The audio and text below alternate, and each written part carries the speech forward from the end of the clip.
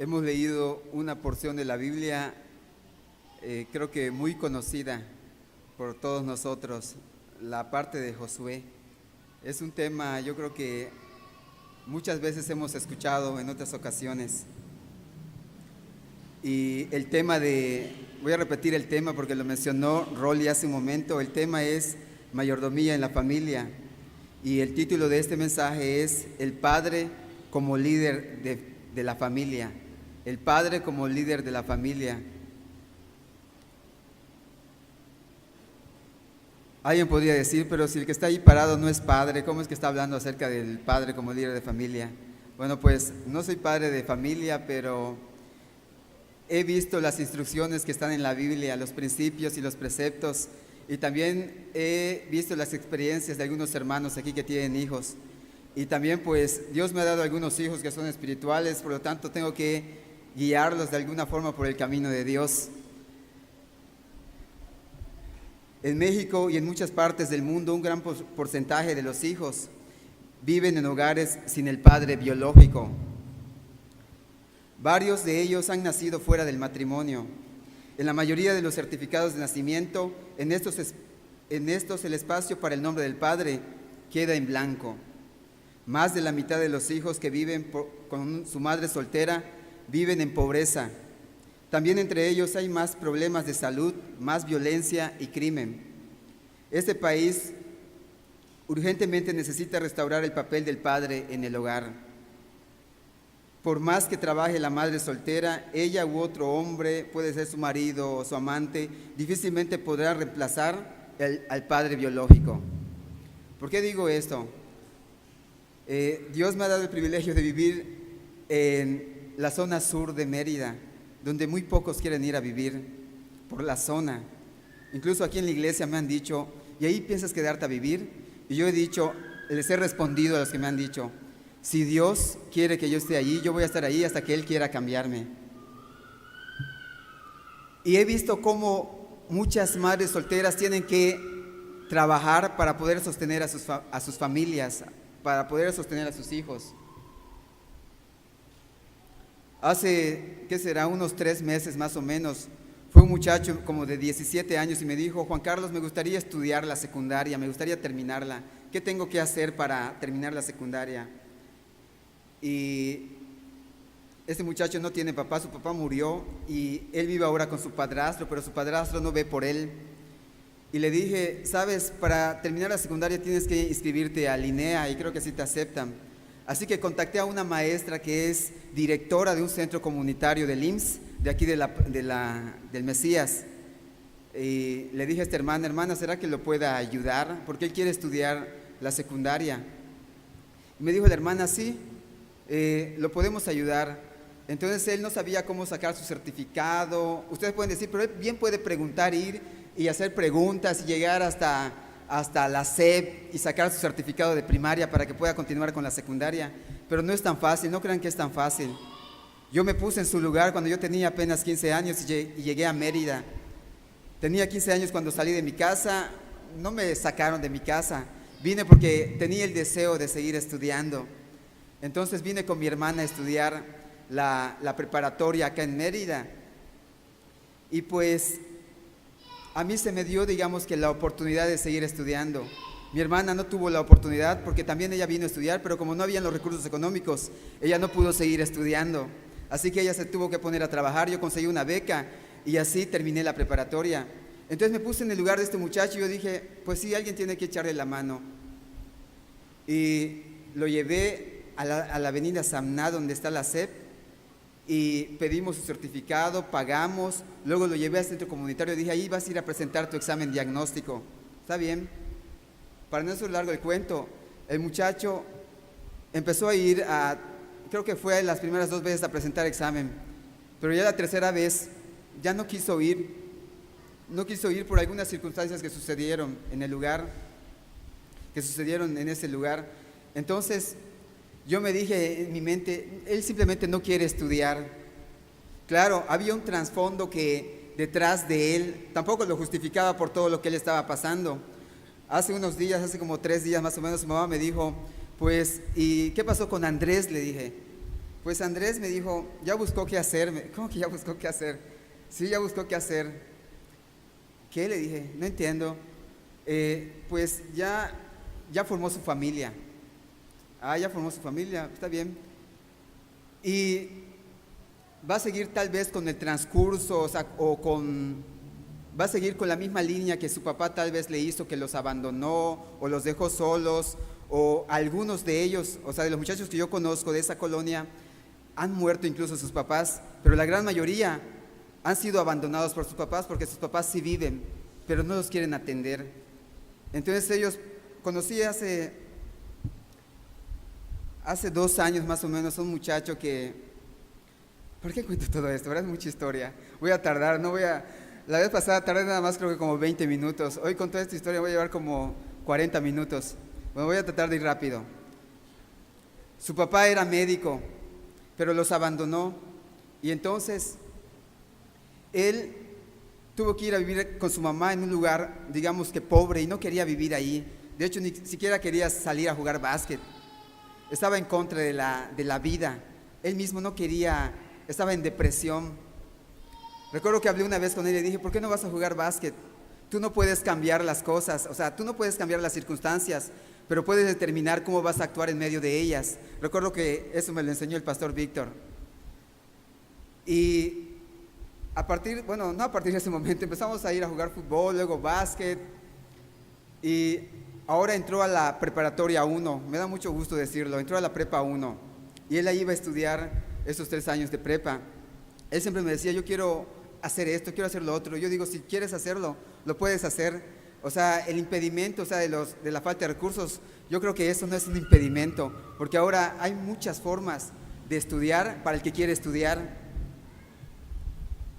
Muy pronto vamos a celebrar el Día del Padre. No sé, pero no recuerdo haber tenido alguna emoción, ni siquiera me conmueve que llegue el Día del Padre. Bueno, hasta hace una semana. Llega el Día del Padre, cada año viene el Día del Padre y no me conmueve, o sea, no siento nada. Creo que muchos de los que están aquí también, porque no es digamos que un tema muy conocido o una festividad muy celebrada, no sé cómo decirlo, pero fui a comprar con mi hermana esa semana, es otra historia, cambiando de historia. Fui a comprar y le dije, oye, ¿por qué no vamos a ver a mi abuela paterna?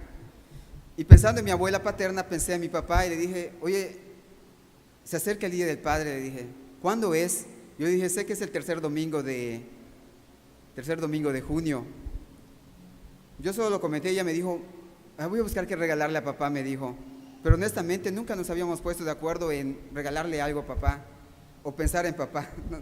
No había estado eso en nuestras mentes, hasta esto, tal vez por la enseñanza que tuve desde niño, de que no había mucha relación con mi papá, no había mucha comunicación. De hecho, nunca hablaba con mi papá. Bueno, sí, él me hablaba, a veces me regañaba o me gritaba, o a veces me pegaba con la soga de la hamaca, pero hasta ahí nada más. No vengo a contar esto para que se pongan a llorar, ni yo para que me ponga a llorar, sino para decir que no me emocionaba mucho hasta ese día que me topé con mi hermana y me dijo, ¿qué le vamos a regalar a papá? Y le dije, no lo sé, pero déjame pensarlo. Y entonces me puse a pensar, toda esta semana me puse a pensar sobre mi papá. Voy a continuar, luego les digo por qué. La mayoría de esos días los han instituido, o sea, la mayoría de las celebraciones, por ejemplo, el Día de la Madre, el Día del Niño, el Día de muchos personajes, y lo han instituido y lo han promovido muchas veces los comerciantes para incrementar sus ventas, pero no todos los días tienen un origen tan malo. Por ejemplo, el Día de la Madre y el Día del Padre tienen una base bíblica. La Biblia dice, honra a tu padre y a tu madre, para que te vaya bien y tus días se alarguen sobre la faz de la tierra. Honra a tu padre y a tu madre.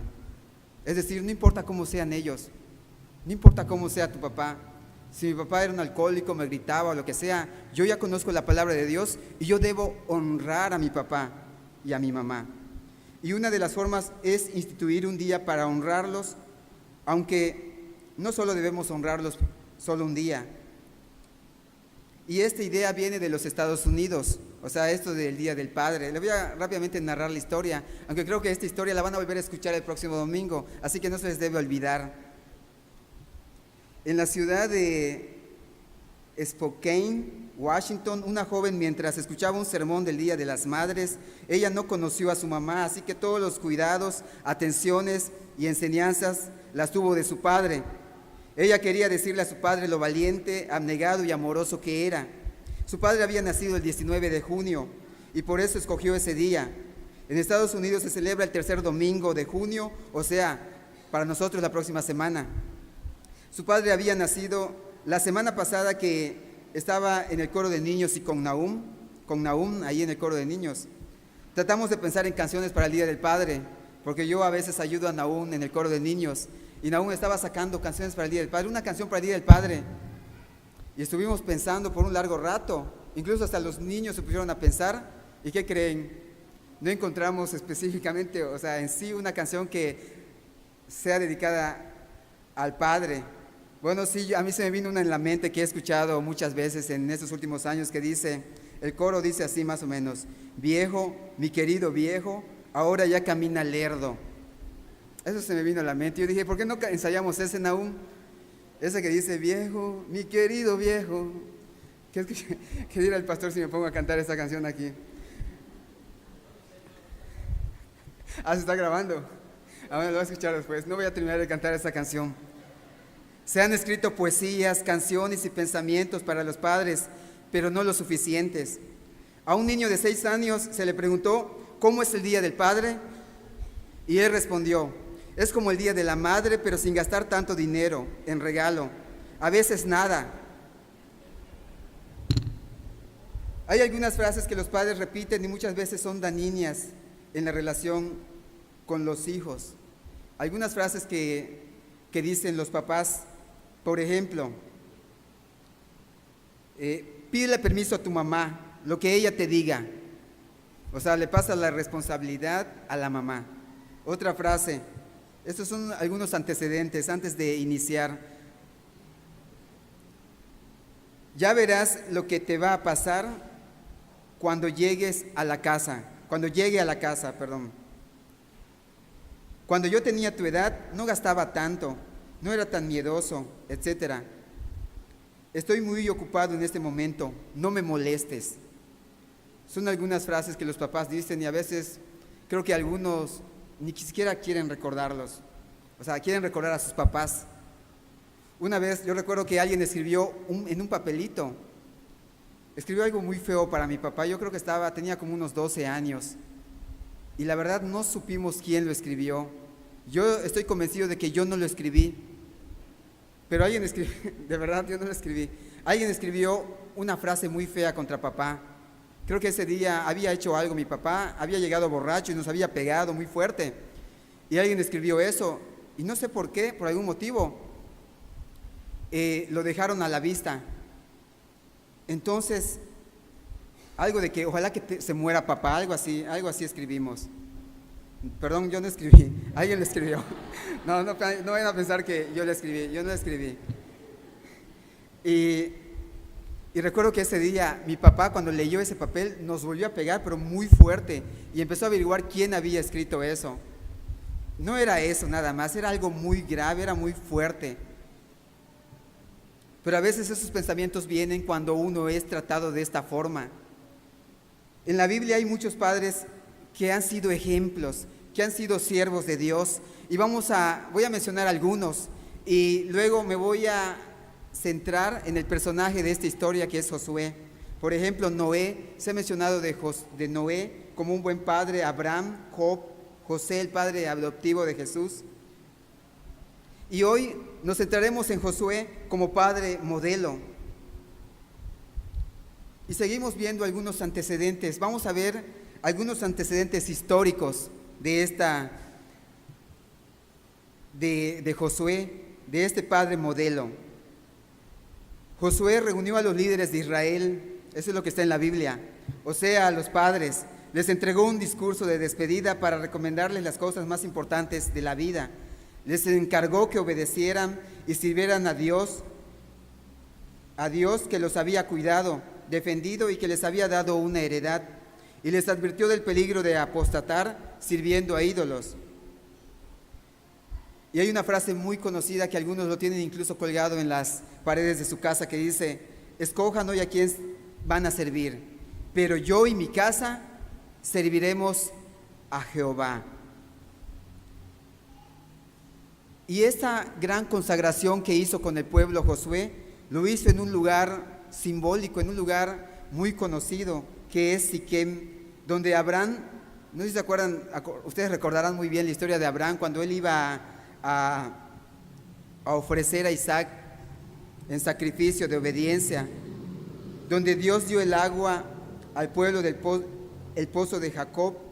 Josué fue uno de los brazos fuertes de Moisés durante los 40 años del éxodo en el desierto. Después de que murió Moisés, Moisés le dedicó el cargo a Josué. Y durante los últimos 25 años había luchado para conquistar la tierra prometida, y sus palabras tenían un poder muy especial, el poder del ejemplo. O sea, miren, yo voy a decir esto, pero yo mismo lo estoy viviendo, yo mismo lo estoy cumpliendo, yo mismo estoy siendo modelo para los que me siguen. Eso es el poder que tenía Josué. De Josué podríamos hablar de su valentía, de su fidelidad, de su entusiasmo, de su optimismo, de ser un gran guerrero. Pero hoy solo vamos a hablar de dos cualidades que tenía como padre de familia. Dos cualidades que tenía como padre de familia. Acuérdense que hay muchas cualidades de Josué, pero hoy solo mencionaremos dos. Y como el título del tema es El padre como líder de familia, voy a mencionar esa frase en el primer punto. Es el padre líder es sacerdote del hogar, es sacerdote del hogar. Josué estaba consciente de la responsabilidad de ser el líder espiritual de la casa. Acuérdense de la frase: yo y mi casa serviremos a Jehová. La familia fue diseñada para ser un centro de instrucción de la palabra de Dios, para tener buenos principios, buenos preceptos, ser buenos hijos, ser buenos padres, buenos maestros, buenos alumnos, buenos vecinos. En la Biblia podemos encontrar todo eso. Si tú quieres ser alguien de ejemplo, o yo quiero ser alguien de ejemplo, tenemos que recurrir a la palabra de Dios, porque ahí encontraremos los buenos principios. Algunas veces la educación se le deja nada más a los maestros de la escuela, incluso hasta se les echa la culpa. Yo soy maestro en una escuela, ustedes lo sabrán muy bien, y he escuchado en las juntas de padres de familia que dicen: ¿por qué el maestro fulano de tal reprobó a tantos alumnos? ¿Por qué el maestro de lógica, por ejemplo, hay un maestro de lógica que ahí solo pasa a uno, ¿no? Por lo general, es el mismo examen para todos, para los 1,300 alumnos que ingresan cada año, es el mismo examen, así que no el examen, un maestro en específico hace el examen, lo hacen un colegio de profesores, la academia de profesores, y entregan el examen. Y a veces los papás creen que el profesor hizo el examen a propósito para que su hijo repruebe. Y en una ocasión me tocó escuchar a una mamá que dijo: yo no sé por qué pusieron preguntas tan difíciles para mi hijo en ese examen. Se quejó la mamá, y cuando ella dijo eso, los otros papás se empezaron a quejar también. Pero una mamá, recuerdo que se levantó y dijo: mi hijo aprobó con 95 el examen. Fue de los pocos que aprobaron. Y entonces en mi mente se me vino eso. O sea, si un niño pudo aprobar con 95, un niño de primer año de prepa pudo aprobar con 95 un examen de lógica, entonces los demás también lo debieron hacer, a menos que no hayan estudiado lo suficiente. A veces se le deja la educación a los maestros de escuela dominical, solo a los maestros de escuela dominical. Por ejemplo, dice algún papá: pues no estás yendo al templo, ¿qué te enseñan en el templo? Cuando el papá debe ser sacerdote del hogar, a veces culpa a la mamá, o culpa a los hijos, o culpa a los maestros, o culpa a quien sea, con tal de no tomar su responsabilidad como sacerdote del hogar. En la Biblia encontramos ahí en Deuteronomio 6, de 6 al 9. Dice así, no tienen que buscarlo, lo voy a leer. Y dice, y estas, si alguien lo quiere buscar, lo puede hacer también. Y estas palabras que yo te mando hoy estarán sobre tu corazón y las repetirás a tus hijos y hablarás de ellas estando en tu casa y andando por el camino y al acostarte y cuando te levantes, y las atarás como una señal en tu mano y estarán como frontales entre tus ojos y las escribirás en los postes de tu casa y en tus puertas. Y Deuteronomio 11, 18 dice, por tanto, pondréis estas mis palabras en vuestro corazón y en vuestra alma. Una forma en que uno se puede grabar todo esto, que son los principios de Dios y los preceptos de Dios, es que cada día uno lo vaya repitiendo, literalmente lo vaya repitiendo. Que en el camino, durante el andar, yo uso mucho las combis y los camiones porque todavía no he comprado un coche, pero yo sé que pronto Dios me va a bendecir con un coche. Cuando estés andando en el camión con tus hijos, si es que andas en camión o en el coche con tus hijos, yo recuerdo haber andado durante 10 años con el pastor y con la hermana Marta y con Priscila y con Nahum, porque 10 años viví en su casa. Y yo escuchaba cada cosa que preguntaban ellos, los niños. Yo casi no preguntaba cosas porque normalmente las sabía, nada es cierto. A veces preguntaba cosas también, las relacionaba con la palabra de Dios, con los principios que Dios enseñaba en su palabra, todo, de verdad. Hasta la vara de corrección, la recuerdo muy bien. Todo lo relacionaban con la palabra de Dios. Y en Efesios 6:4 dice así, y vosotros padres, no provoquéis a ira a vuestros hijos, sino criadlos en disciplina y amonestación del Señor. Alguien puede sacar una frase y decir, hermano, yo estoy capacitado para servir al Señor aquí en la iglesia, pero no en la casa, porque hay algunos que sirven muy bien en la iglesia, incluso hay mamás que sirven muy bien en la iglesia y desatienden a su esposo o a sus hijos.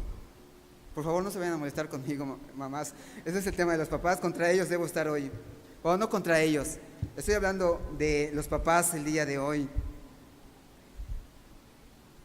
Pues en el nombre del Señor, yo le digo a los papás que piensan de esta forma, que antes de servir en la iglesia, ellos deben servir a su propia familia. No puede ser candil en la calle y oscuridad en la casa, porque se portan muy bien en la iglesia, en la calle, donde sea, pero en la casa son otras personas. Creo que alguien está pensando por ahí, espérate hermano, cuando te cases ya te tocará a ti. No, pero le puedo decir que esto es un principio del Señor, estos son principios bíblicos. En 1 de Samuel 2:12 podemos encontrar lo siguiente, los hijos de Elí eran hombres impíos y no tenían conocimiento de Jehová. Pero Elí, y en el 1 de Samuel 2:22 dice así, pero Elí era muy viejo y oía todo lo que sus hijos hacían con todo Israel y cómo dormían con las mujeres que velaban a la puerta del tabernáculo de reunión. Era pues muy grande delante de Jehová el pecado de los jóvenes, porque los hombres menospreciaban las ofrendas de Jehová. Entonces Dios determinó eliminarlos. Dios eliminó a los hijos de Elí. Ofni y Finés murieron cuando los filisteos tomaron el arca, y cuando le dijeron la noticia a Elí, se cayó de su silla y se desnucó. Y Dios se proveyó de un sacerdote fiel. Samuel fue ese sacerdote. O sea, ¿qué debemos esperar?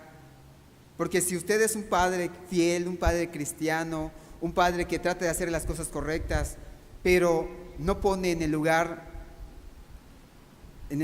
donde deben estar sus hijos, no los está estorbando como hizo Elí. Elí era un sacerdote de Dios, pero él no estorbó a sus hijos. Ellos hacían lo que querían con las cosas de Dios.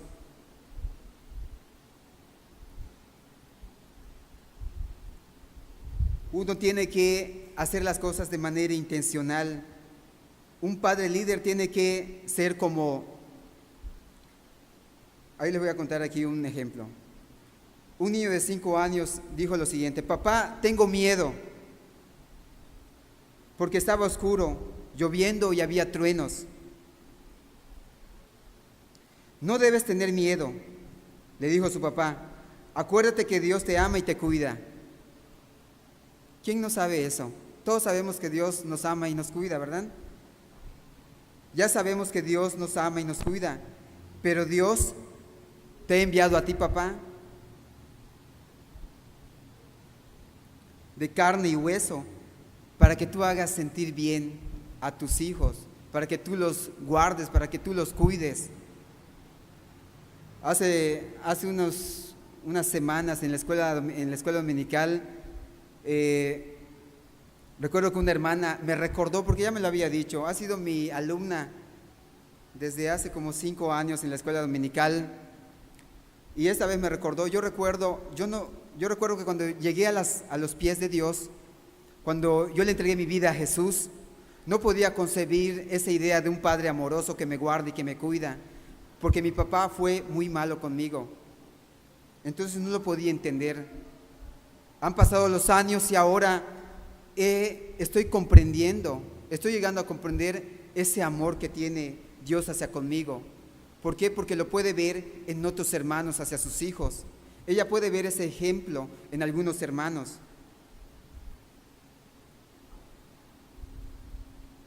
Eso es lo que los padres son, una manifestación del cuidado de Dios para los hijos de carne y hueso. No sé si ustedes recuerdan la escena a la orilla del mar, cuando aún estaba muy oscuro, muy de mañana. Simón, Simón, hijo de Jonás, ¿me amas? Apacienta mis ovejas, le dijo Jesús. Para hacer que otros amen a Cristo, primero nosotros debemos amarlo. Y usted como padre líder debe amar a Jesús. La familia sigue el ejemplo del padre y la familia siempre lo va a hacer de esa forma. Cuando un papá toma su responsabilidad, toma su lugar de sacerdote del hogar, su familia le sigue porque está viendo ese ejemplo. Les voy a contar una historia más. Así que despierten, por favor, la historia les debe despertar. Un pastor visitó en el hospital a su propio hijo que le detectaron cáncer en estado avanzado y tenía que decirle que le quedaba poco tiempo de vida. Imagínense qué difícil es decirle eso a un hijo. Yo no lo sé, pero he visto aquí algunos hermanos que han perdido algún hijo y esto es muy difícil para ellos. Pero decirle a su hijo esto en vida. Leyó la promesa de Jesucristo, este papá: no se turbe vuestro corazón ni tenga miedo. En la casa de mi Padre muchas moradas hay, voy pues a preparar lugar para vosotros. O sea, este padre leyó eso y luego, con lágrimas en los ojos, le dijo a su hijo: hijo, los doctores dicen que solo te quedan pocos días de vida. ¿Tienes miedo de ir a encontrarte con Jesús?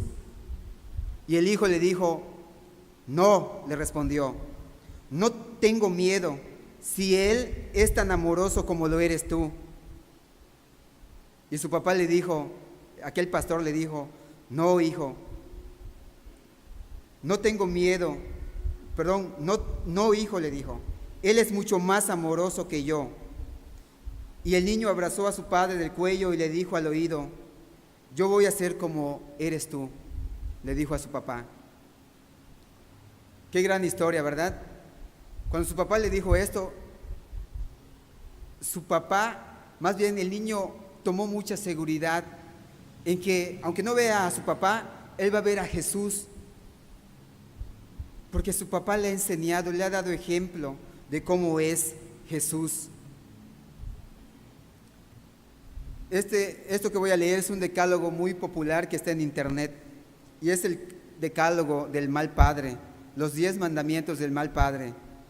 Así que si usted se identifica con alguno de ellos, trate de corregirlo. Bueno, no creo que aquí se dé ese caso, pero por si se llegara a dar, voy a leer el decálogo del mal padre. Es de dominio popular. Número 1.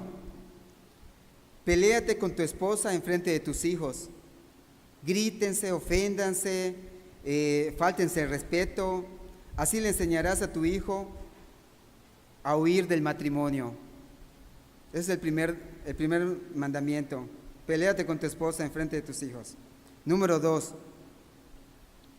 No oigas a tus hijos ni le dediques tu tiempo diciéndoles: no me molestes ahora, estoy muy ocupado, porque entonces ellos buscarán el consejo en la calle. Número 3. No te intereses en los amigos de tus hijos, déjalos que vayan con quien sea, y un día los estarás visitando en la cárcel. Número 4. No disciplines a tus hijos.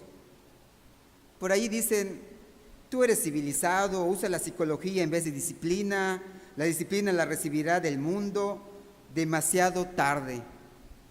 O sea, la disciplina la recibirá del mundo y ya no de ti, y eso ya será demasiado tarde. Número 5. Regáñalo siempre por su horrible tarea, por lo que hizo mal, y cuando logre un 60, nunca lo felicites. O sea, tú observaste su esfuerzo, pero cuando logre un 60 o un 70, no digas nada, haz como si no pasó nada. Ese también es otro mandamiento para un mal padre, para ser un mal padre. Número 6. Demuéstrales que los amas comprándoles cosas materiales y dales todo lo que te pidan. Así los harás egoístas y holgazanes. Ese es el número 6. O sea, cómprale cosas, lo que te pida, cómpraselo. Y así te deja de fastidiar por un rato. Número 7. No le enseñes sobre sexualidad. Deja que lo aprendan de la escuela, con sus amigos y en las revistas y en las películas pornográficas. Así seguirás siendo un mal padre. Número 8. Nunca creas ni aceptes cuando alguien te diga que tu hijo hizo algo malo. O sea, nunca creas lo que la gente dice de tus hijos. Defiéndelo siempre. O sea, no creo que mi hijo haya hecho eso. Mi hijo es un santo, nunca lo haría. Si yo conozco a mi hijo. O sea, primero uno tiene que, pues conocer, ¿no? Preguntar sobre cómo está su hijo. Número 9, dales mal ejemplo. Grítale, ya dijimos uno de ellos, ¿no? Insulta, tal vez en casa, fuma, puedes hacer algo que, digamos que, total, no lo van a ver los hermanos. Total, es algo muy simple.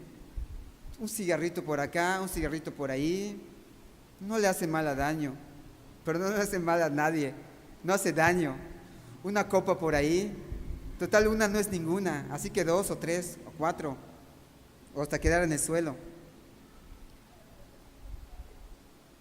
Miente, ellos van a ver acerca de cómo eres, van a ver tus convicciones. Ese es el punto número 9,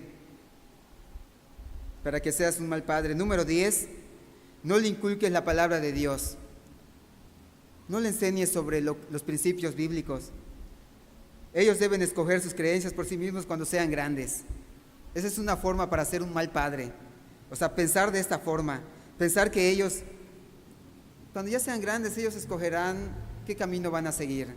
Si tú ya conoces la verdad, si yo ya conozco la verdad, si ya conocemos la verdad, entonces ¿por qué no enseñar la verdad? ¿Por qué no enseñar estos principios bíblicos? Como sacerdote, debes orar por tu familia. A veces es difícil, ¿verdad? Es difícil que vemos que unos hijos sí están captando el mensaje de Dios y otros no están yendo en el camino de Dios. Siempre hay una oveja negra de la familia, así dicen muchos. Y hoy mientras lo comentaba en la clase de escuela dominical, yo dije, aunque los eduques muy bien, dije, siempre va a salir una oveja negra en la familia. Y un hermano me dijo, entonces se contradice la Biblia. Y hubo una pequeña discusión ahí. Y yo le dije, yo creo en lo que dice la Biblia, tengo convicción en lo que dice la Biblia. Porque este hermano me dijo el versículo que dice así: instruye al niño en su camino, y aun cuando fuere viejo, no se apartará de él. Dios no se equivoca. Cuando Él hizo eso, cuando Él escribió o mandó escribir esa parte de la Biblia, Él sabía que sí se puede. Instruye al niño en su camino, y aun cuando fuere viejo, no se apartará de él. Ora por tu familia, pide sabiduría, valor, encomienda a tu esposa, incluso que tu hijo te vea orando de vez en cuando. Es bueno que te vea leyendo la Biblia. Es bueno que tu hijo es más, si como pareja lo hacen como esposo, esposa, es bueno que el hijo vea eso en ti. Job es un ejemplo de esto. Este es el ejemplo al que quería llegar. En Job 1:5 encontramos lo siguiente. La Biblia dice que Job lo santificaba y se levantaba de mañana y ofrecía holocaustos conforme al número de todos ellos, o sea, al número de todos sus hijos. Porque decía Job, quizá habrán pecado mis hijos y habrán blasfemado contra Dios en sus corazones. De esta manera hacía todos los días. Y fíjense, y eso se tiene que hacer de forma intencional. No es si yo tengo ganas de hacerlo o si me nace hacerlo hoy, no, es todos los días. El punto número 2, y con ese terminamos, después sigue una conclusión. El punto número 2 es: el padre líder tiene un plan para su familia. El padre líder tiene un plan para su familia. Un buen padre, yo creo que aquí lo he visto en varios hermanos, que como que empiezan a instruir a sus hijos para que lleguen a algo. Y yo lo voy a decir, por ejemplo, de la hermana Marta y del pastor. Por ejemplo, Priscila tiene que ir a la escuela de música. El plan es que Priscila aprenda a tocar música, teclado o el piano. Entonces lo inscribieron, Priscila se graduó durante 3 años, pero últimamente no veo que Priscila agarre el piano, pero lo que veo es que sus papás han fijado algo en ella. Le vamos a instruir en esto y luego ella va a ir aprendiendo otros instrumentos. Luego me enteré de que Priscila empezó a aprender violín, a tocar el violín, y ahorita no sé qué está aprendiendo Priscila. No sé si a cantar, creo que a cantar, porque la vez pasada la vi cantando acá. Nahum, por ejemplo, también tiene que ir con Priscila a la escuela Priscila a aprender a tocar el piano. O sea, es el plan. A Nahum su mamá le dijo, le va a gustar el color verde, y desde niño le empezó a comprar cosas de color verde. Y a Priscila le va a gustar el color rosa, y desde niña le empezó a comprar cosas rosas. Y el cuarto de Priscila es todo rosa, como de las princesas. De niña Priscila siempre decía eso, o sea, ella se sentía como una princesa. Sus papás la hacían sentir como una princesa, y su color preferido era el rosa. Hasta ahora es el color rosa. A Nahum es el color verde. O sea, un buen papá, un líder, va encaminando a su familia hacia algo bueno, hacia algo correcto. Y voy a leer otra vez el pasaje que está en Josué 24:15, que es nuestro versículo central. Josué 24:15. Y si mal os parece servir a Jehová, escogeos hoy a quién sirváis, si a los dioses a quienes sirvieron vuestros padres cuando estuvieron al otro lado del río, o a los dioses de los amorreos en cuya tierra habitáis. Pero yo y mi casa serviremos a Jehová. O sea, es un momento decisivo, un momento en el que tú vas a decidir a quién vas a servir. Si vas a servir a los dioses paganos, a los dioses que son malos, o al único Dios verdadero, a Jehová. Hoy lo podríamos decirlo de esta forma. ¿A quién van a ir a servir los demás? ¿Van a servir a Dios o van a seguir con su meditación trascendental que actualmente se enseña, o van a seguir con una religión que no guía a Dios. Me decía una chinita, una china que estudia ahí en la escuela donde trabajo, un día me preguntó, ¿qué es eso, maestro?, me dijo. Yo dije, es un libro sobre el fruto del Espíritu Santo. Le dije, es amor, gozo, paz, paciencia, benignidad, bondad, fe, mansedumbre, templanza, y lo que Dios puede hacer en tu vida. Y ella me dijo, está bien, me dijo. Entonces su amiga, su compañera me dijo, ¿sabe por qué dijo eso, maestro? Es que ella solo cree en Buda, no cree en Dios, no cree en el Dios Altísimo. Está bien. O sea, hay gente que cree en Buda, pero Buda mismo dijo que él solo era un sabio, no era Dios. Jesús afirmó ser Dios, pero Buda no. Mahoma afirmó ser un profeta, pero no afirmó ser Dios. En cambio, Jesús sí afirmó ser Dios. Y un día me la encontré allí, fui a Sendero y vi que estaba vendiendo comida, pero yo no recordaba, porque ya había terminado el curso. Y como las chinitas se parecen casi todas, yo no la identifiqué. Entonces me dijo, maestro, usted es el maestro, ¿verdad? Sí, tampoco ella me identificó porque todos los maestros se parecen. ¿Usted es el maestro, Juan Carlos? Sí, le dije. ¿El de cómputo? Sí, le dije. ¿Se acuerda de mí? Sí, le dije. ¿Tu nombre es? Siempre me quedo así porque imagínense aprender muchos nombres cada año, es muy difícil. Y me dijo su nombre inmediatamente. Dije, sí, me acuerdo muy bien de ti. Y me acuerdo muy bien de ti porque tú solo crees en Buda, le dije. Y me dijo, no, ni tanto, me dijo, ni tanto. Pero ¿a quién vas a servir? ¿A quién vas a servir si ya conoces la verdad? ¿Vas a seguir a otro Dios? ¿Vas a seguir a la Santa Muerte? ¿Vas a seguir al Santo Niño de Atocha, a San Judas Tadeo, a la Virgen de Guadalupe? ¿Vas a seguir el amor a las cosas materiales? Porque también puede ser un ídolo para muchos, comprando y comprando y seguir comprando. Y no es que a Dios no le guste que tengamos cosas materiales, sino que uno se afane y que su único fin sea ganar cosas materiales. También eso puede ser un Dios para muchos. O el dinero. En medio de toda esa maldad, en medio de toda esa apostasía, José dijo, si ustedes deciden servir a los Baales, allá ustedes, pero yo y mi familia serviremos a Jehová. Fíjense, ir contra corriente es muy difícil. Cuando la sociedad te mete cosas en la cabeza, cuando la sociedad te empieza a corromper, yo diría.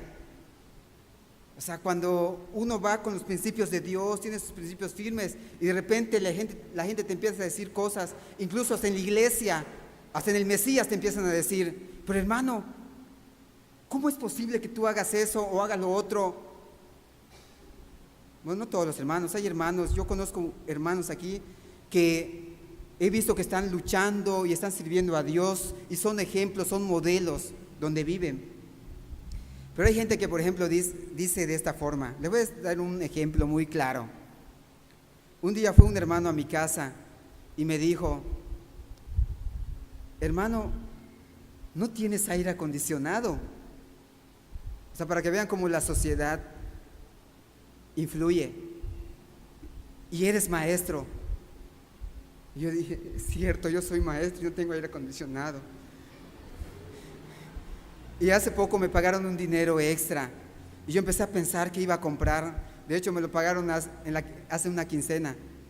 Perdón, la quincena pasada me pagaron un dinero. Y yo empecé a pensar, ¿qué voy a comprar? Yo dije, un aire acondicionado, pues es lo que yo no tengo. Yo soy un maestro, yo lo valgo. O sea, necesito esa comodidad. Y me puse a reflexionar. Yo dije, ¿cuánto paga este hermano de luz? Paga 700 pesos de luz. Y a veces se molesta por estar pagando tanto de luz. A veces le llega a 1,000 pesos la cuenta. Cuando hay mucho calor, 1,200. Y él se queja de la cuenta. Yo dije, ¿puedo sobrevivir sin aire? Porque quizá ahorita, no sé, por ahora no necesito el aire, aunque ¿a quién no le gustaría tener un aire acondicionado? Que la iglesia tuviera aire acondicionado. Amén, ¿verdad? Que tenga aire acondicionado la iglesia también. Y yo dije, por ahora, yo creo que no, porque estoy pensando en comprar un coche. Entonces, tengo que ahorrar para el coche. Pero luego empezaron a venir muchas cosas en mi mente, pero tú no tienes aire acondicionado. Cuando he venido en camión aquí a la iglesia, siempre ando en camión, así que siempre vengo en camión. Algún hermano por ahí me dice, oye Juan Carlos, ¿y tu coche? Y yo a veces me siento muy mal, porque no tengo un coche. Y me dan ganas, o sea, me da tristeza. Y yo digo, yo sé que el Señor me lo va a dar cuando Él quiera. Él me lo va a dar y ahorita pues ese dinero extra que me vino, pues lo voy a juntar para el coche. Eso pienso hacer. Espero que la sociedad no me influya. Ir contracorriente a veces es muy difícil. O sea, tú decir, no, yo no voy a hacer esto, decir en la escuela, por ejemplo en la preparatoria, yo no voy a hacer esto porque voy a ir contracorriente. O sea, todos se voltean a ver. Ah, sí, vamos, todos, vamos a hacer lo mismo. Y yo conozco muchos cristianos en la iglesia, muchos. A veces yo pongo videos cristianos en mi clase. No se lo digan a nadie, por favor. Pero yo pongo videos cristianos en mi clase. Pero alguien se acerca y me dice, maestro, ¿usted es cristiano? Sí, le dije. Ah, sí, no, es cierto. ¿Usted es cristiano? Sí, le digo. ¿Y tú? También yo soy cristiano. Pues le digo, sí. Pero a veces te escucho insultar. Así, hermano, sí, hermano, es que lo estoy cambiando, me dice, lo estoy tratando de cambiar, pero me es difícil. A veces es muy difícil batallar contra la corriente, contra la sociedad. La sociedad ahora te trata de moldear a su gusto. Y la Biblia dice, no os conforméis a este siglo, sino transformaos por medio de la renovación de vuestro entendimiento para que comprobéis cuál sea la buena voluntad de Dios, agradable y perfecta. Josué fue contracorriente. No era la primera vez que lo hacía. Él ya lo había hecho con anterioridad.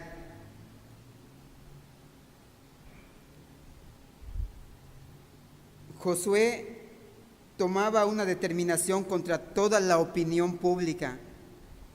No sé si ustedes recordarán que cuando Moisés envió a los 12 espías a Canaán, solamente Josué y Caleb de los 12 trajeron reportes positivos y los otros 10 llevaron reportes negativos o pesimistas.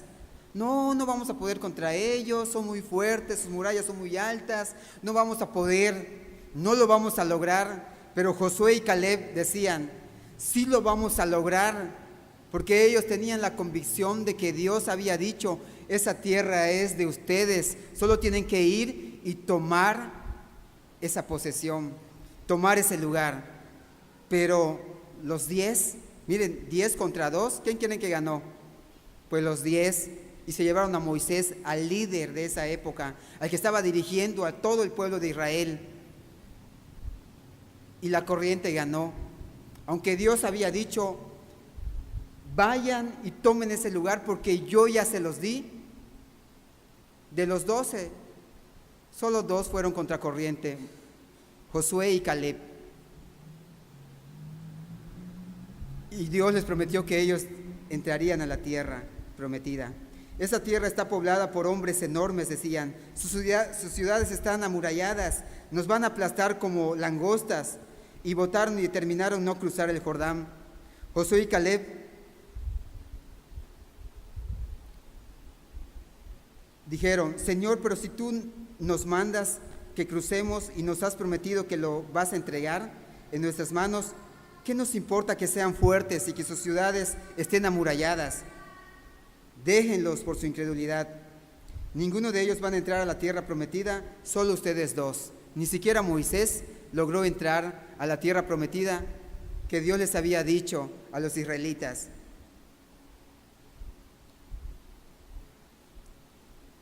Entonces el punto número 2 es que el padre líder tiene un plan para su familia. Josué tenía un plan para su familia. Fue contracorriente. Los resultados o consecuencias del último mensaje de Josué a Israel se encuentran de los versículos 16 a los versículos 18 del pasaje que leímos. Por ahora no los voy a leer, lo voy a resumir. Israel fuertemente juró su dedicación a Dios, porque Josué conocía el engaño de su corazón, como dice la Biblia, el engaño del corazón, engañoso y perverso es el corazón. ¿Quién lo conocerá? Avisó a la gente que Dios requería la sinceridad del corazón en su devoción y servicio a Él. Luego, más adelante del pasaje que leímos, podemos encontrar que un memorial duradero fue establecido para recordar a la gente constantemente de su juramento de servir solo a Dios. La gran piedra era un testigo, o sea, la piedra que levantaron después del juramento que ellos hacían, porque después de Josué dijo: yo no sé qué hagan ustedes, pero yo y mi casa vamos a servir a Jehová. El pueblo dijo: también nosotros vamos a servir a Jehová, porque habían visto un modelo. Josué no solo fue modelo para su familia, también fue modelo para la sociedad, para el pueblo de aquel entonces. La influencia espiritual de Josué tenía un gran alcance. Él impactó a la nación entera. Padres aquí presentes, ya estoy terminando, creo que la última frase.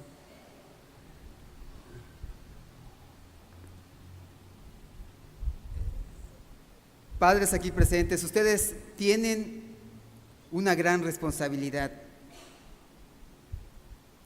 una muy grande delante de Dios. Primeramente delante de Dios, después delante de su familia. Ustedes deben ser sacerdotes del hogar, sacerdotes de su familia, guiar, no esperar que la esposa diga: ¿y qué se va a hacer hoy? ¿O qué se va a hacer? Sí puede, yo creo que se puede sugerir y todo, pero el que tiene que ser el guía espiritual del hogar es el papá, es el padre. Ser sacerdote y guiar a su familia, o sea, tener un plan para ella, ser fieles y servir a Dios.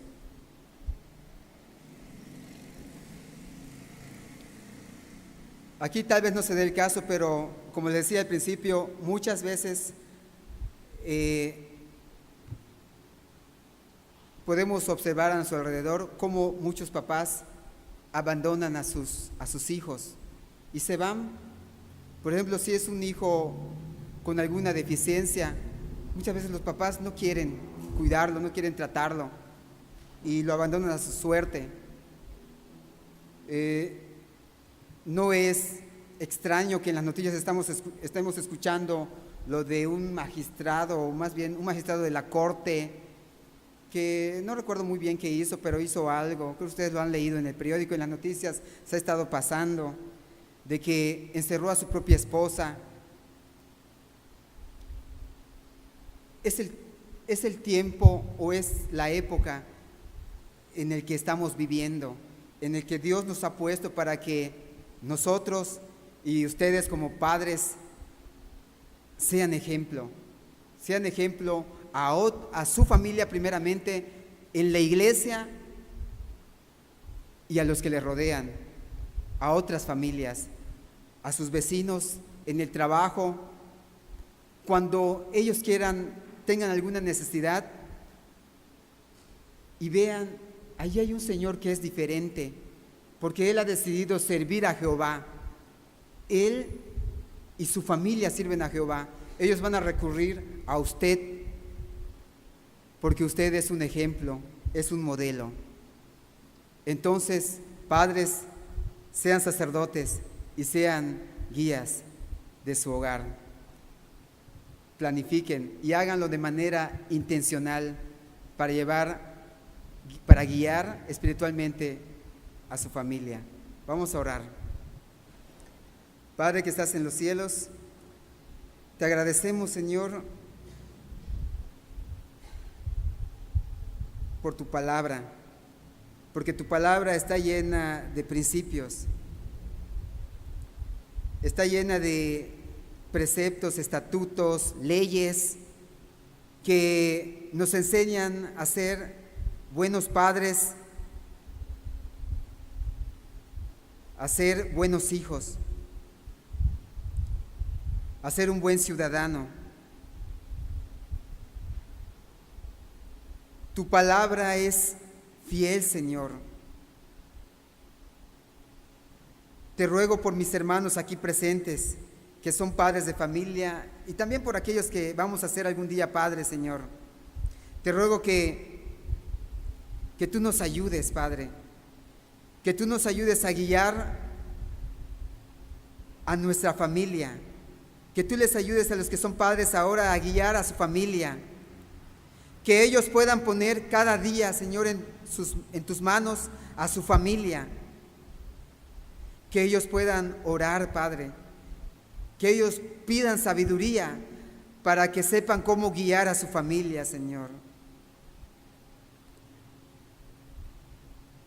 Te ruego, Señor, que tú bendigas a aquellas familias donde quizá hay algún hijo que está en rebeldía o no está en sujeción a sus padres. Hazle conocer tu palabra, Señor, toca su corazón, que él pueda entender que debe honrar a su padre y a su madre, no importa cómo sean sus papás. Tu palabra dice que debemos honrar a nuestros padres, y eso es todo, Señor. Permite hoy, Señor, que mis hermanos tengan la firme convicción de seguirte a ti, Señor, a ti primeramente, de ponerte en primer lugar. Y si los demás no quieren servirte a ti, Señor, pero que ellos tengan la convicción de decir: yo y mi casa te serviremos a ti, Padre, serviremos a Jehová. Que esa sea la convicción de mis hermanos. En el nombre de Jesús te lo ruego, Padre. Amén.